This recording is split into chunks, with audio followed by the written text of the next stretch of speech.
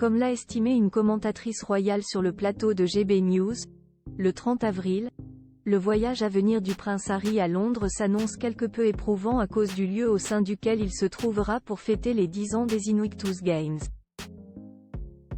Le prince Harry a confirmé son retour prochain au Royaume-Uni et celui-ci est prévu pour le 8 mai. Le duc de Sussex viendra sans son épouse, Meghan Markle, et sans leurs 2 enfants. Son voyage à Londres est organisé dans le cadre du 10e anniversaire des Invictus Games, compétition qu'il a lui-même créée. Cependant, son séjour en Angleterre ne risque pas tout à fait de se dérouler sous de bons auspices. C'est en tout cas ce que rapporte le Mirror, ce mercredi 1er mai. Selon nos confrères anglo-saxons, le prince Harry risque d'éprouver une certaine mélancolie en retournant à la cathédrale Saint-Paul, où est prévu l'événement, puisque c'est là où se sont mariés ses parents, le 29 juillet 1981, bien avant que le roi Charles III épouse la femme de sa vie, Camilla.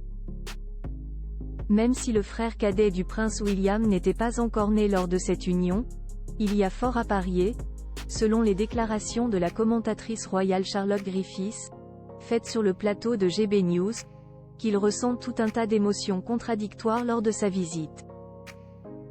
Rappelons que le divorce de Lady Di et du monarque actuel, prononcé en 1996, a énormément bouleversé le duc de Sussex durant son enfance.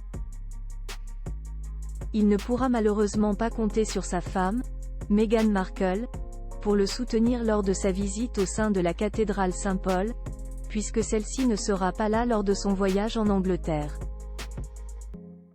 Plus grand que photo Harry complice avec le reste de la famille royale, ces clichés presque oubliés, un prince vu comme un solitaire manquant de soutien. La maman de ses enfants n'est d'ailleurs pas venue au Royaume-Uni depuis près de 2 ans déjà. Il sera donc seul alors que, d'après la journaliste anglaise, c'est le genre de moment pour lesquels il voudrait que son épouse, et peut-être même ses enfants, soient à ses côtés. Meghan le laisse seul et je pense juste qu'il va dresser le portrait d'un homme vraiment solitaire, sans ses amis autour de lui, sans sa famille et sans membre supérieur de la famille royale, a ajouté Charlotte Griffiths. L'ancienne actrice américaine, qui restera aux États-Unis le 8 mai, a néanmoins prévu, à la fin du voyage de son mari sur ses terres natales, de partager un séjour avec lui au Nigeria, pour visiter le pays. Un déplacement qui devrait quelque peu remonter le moral du prince Harry. Article écrit avec la collaboration de 6 Media Backgrid UK.